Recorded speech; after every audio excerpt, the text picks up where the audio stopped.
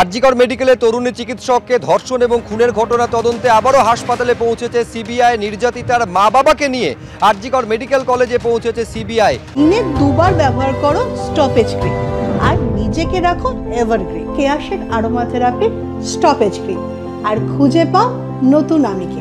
ঘটনার দিন কে প্রথম ফোন করেছিলেন হাসপাতাল থেকে, কোথায়, কতক্ষণ তাদের অপেক্ষা করতে হয়েছিল, পুরো বিষয়টা তদন্তের স্বার্থে খতিয়ে দেখার জন্য নির্যাতিতার মা বাবাকে নিয়ে হাসপাতালে পৌঁছেছে কেন্দ্রীয় তদন্তকারী সংস্থা সিবিআই। সরাসরি আরো বিস্তারিত জানবো, সুকান্ত মুখোপাধ্যায় আমাদের প্রতিনিধি রয়েছেন।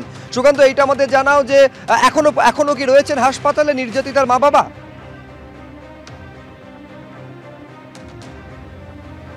না, দেখো, নির্যাতিতার বাড়ি থেকে তার বাবা ও মাকে সিবিআই আধিকারিকেরা এদিন সন্ধ্যা 6:30 নিয়ে আসেন এবং আর.জি. কর হাসপাতালে এই প্রথম সিবিআই তদন্তভার নেওয়ার পরে কিন্তু তার বাবা মাকে এখানে নিয়ে আসে। আমার ঠিক পিছনে যে বিল্ডিং তুমি দেখতে পাচ্ছ, যে এমার্জেন্সি বিল্ডিং, এই এমার্জেন্সি বিল্ডিং এর ফার্স্ট ফ্লোর থেকে শুরু করে থার্ড ফ্লোর পর্যন্ত তাদেরকে বিভিন্ন জায়গাতে ঘুরিয়ে দেখানো হয় এবং 7:20 নাগাদ তারা এখান থেকে বেরিয়ে যান। যেটা আমরা সিবিআই সূত্রে জানতে পারছি যে তাদের ইতিমধ্যে যে বয়ান নেওয়া হয়েছে, অর্থাৎ নির্যাতিতার বাবা ও মায়ের যে বয়ান নেওয়া হয়েছে, সেই পরিপ্রেক্ষিতে সিবিআই আধিকারিকেরা জানতে পেরেছিলেন যে সেদিনকে উপর্যুপরি 3টে ফোন আসে এবং তারপরে তারা সরাসরি হাসপাতালে আসার পরে তাদেরকে এইখানে বসানো হয়। ফলত সেদিনকে তারা কোন ফ্লোরে বসেছিলেন, সেদিনকে কারা কারা তাদেরকে কার্যত অ্যাড্রেস করেছিলেন, কারা কারা তাদের সাথে দেখা করেছিলেন, কি কথা তাকে বলা হয়েছিল, পুরো বিষয়টি কিন্তু আজকে এখানে সরেজমিনে খতিয়ে দেখতে তরুণীর বাবা ও মাকে আনা হয়। এবং প্রথমে তারা ফার্স্ট ফ্লোরে যান, সেখান থেকে কিন্তু সেখানে এমএসভিপির অফিস রয়েছে, সেখান থেকে সেকেন্ড ফ্লোর এবং থার্ড ফ্লোরও তারা ঘোরেন। 7:20 নাগাদ নিহত চিকিৎসকের বাবা ও মাকে নিয়ে এখান থেকে কড়া নিরাপত্তার ঘেরাটোপে সিবিআই এখান থেকে বেরিয়ে যায়। কোনো প্রশ্নের উত্তর কিন্তু এদিন বাবা মা দেননি এবং তদন্তের হাতে নেওয়ার পরে সিবিআই তরফে আজকে প্রথমবার নির্যাতিতা চিকিৎসকের বাবা ও মাকে প্রথমবার তদন্তের স্বার্থে কিন্তু তারা এখানে আনেন। যদিও আজকে কিন্তু ঘটনাস্থলে, অর্থাৎ এমার্জেন্সি বিল্ডিং এর যে সেমিনার রুমে যেখানে দেহ পড়েছিল, সেখানেও অনেকক্ষণ ধরে তারা অপেক্ষা করেছিলেন, সেখানে তাদেরকে নিয়ে যাওয়া হয়নি। আজকে শুধুমাত্র প্রথম তারা যে বিল্ডিং এ এসেছিলেন, যেখানে তাদেরকে দীর্ঘক্ষণ বসিয়ে রাখা হয়েছিল, সেখানেই তদন্তের স্বার্থে তাদেরকে আনা হয়েছিল। এবং যে সময়টা তোমাকে বললাম যে 6:30 থেকে 7:20 পর্যন্ত নিহত চিকিৎসকের বাবা মাকে এখানে বসিয়ে রাখা হয়। তার আগে আমরা দেখেছি এই টিমটি সকালবেলাতে তারা পিজিবি বিল্ডিং এ যান, এছাড়া আর.জি. কর হাসপাতালের আরো একাধিক বিল্ডিং এ ঘোরেন। পরবর্তী সময় সেখান থেকে বেশ কিছু তথ্য তারা সংগ্রহ করেন। তারপরে সেই সিবিআই টিম তারা সরাসরি চলে যান কিন্তু নির্যাতিতা চিকিৎসকের বাড়িতে এবং সেখানে তার বাবা মাকে কড়া নিরাপত্তার ঘেরাটোপে, সেন্ট্রাল ফোর্সের নিরাপত্তার ঘেরাটোপে তাদেরকে সরাসরি হাসপাতালে আনা হয় এবং এখানে তদন্তের কাজ সারার পরে 7:20 নাগাদ তাদেরকে বিল্ডিং এর পিছনের গেট থেকে সরাসরি এখান থেকে বার করে ফের বাড়িতে নিয়ে যাওয়া হয়েছে। ফলত আজকে কার্যত যে সরেজমিনে খতিয়ে দেখে যে সমস্ত তথ্য নতুন উঠে আসছে, সিবিআই সূত্রে খবর যে এই পরিপ্রেক্ষিতে পরবর্তী সময় আরো বেশ কয়েকজনের নাম তারা পেয়েছেন, তাদেরকে জিজ্ঞাসাবাদের সূত্রে তাদেরকে সিবিআই অফিসে ডেকে কিন্তু জিজ্ঞাসাবাদ করা হবে। বেশ সুকান্ত, আপাতত তোমাকে ধন্যবাদ। এই তদন্তের একটা অংশ তো নিঃসন্দেহে ছিল যে প্রথম হাসপাতালের তরফে যে ফোনটা গেছিল নির্যাতিতার মা বাবার কাছে, সে বিষয়টাও খতিয়ে দেখছে সিবিআই।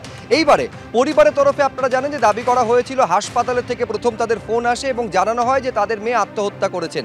একটি অডিও ভাইরাল হয়েছিল যেখানে যিনি ফোন করছেন বলে দাবি করেছিলেন নিজেকে অ্যাসিস্ট্যান্ট সুপার বলে পরিচয় দিয়েছিলেন। 3বার ফোন এসেছিল অল্প সময়ের ব্যবধানে। কি ছিল সেই ভাইরাল কথোপকথনে, আরেকবার রাখবো আপনাদের সামনে, দেখুন। হ্যালো, বলছেন? হ্যাঁ, হ্যালো, হ্যালো, কেন, কে বলছেন? আর.জি. কর হসপিটাল থেকে বলছিলাম।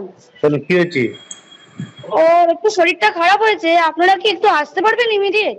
কেন, কি হয়েছে? কি ওর শরীরটা খারাপ, আমরা ভর্তি করাচ্ছি ওকে, আপনি কি ইমিডিয়েট একটু আসতে পারবেন?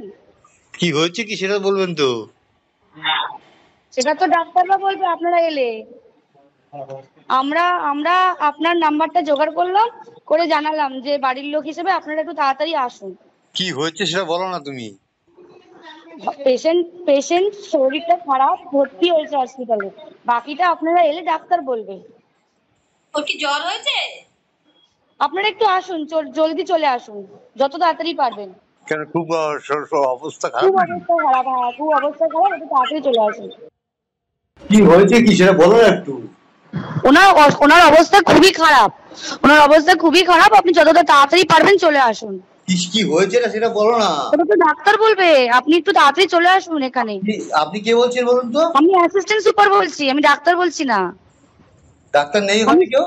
আপনার মেয়েকে আমরা এমার্জেন্সিতে নিয়ে এসেছি, আপনারা আসুন, এসে যোগাযোগ করুন। ও কি হয়েছিল কি? ও তো ডিউটিতে ছিল।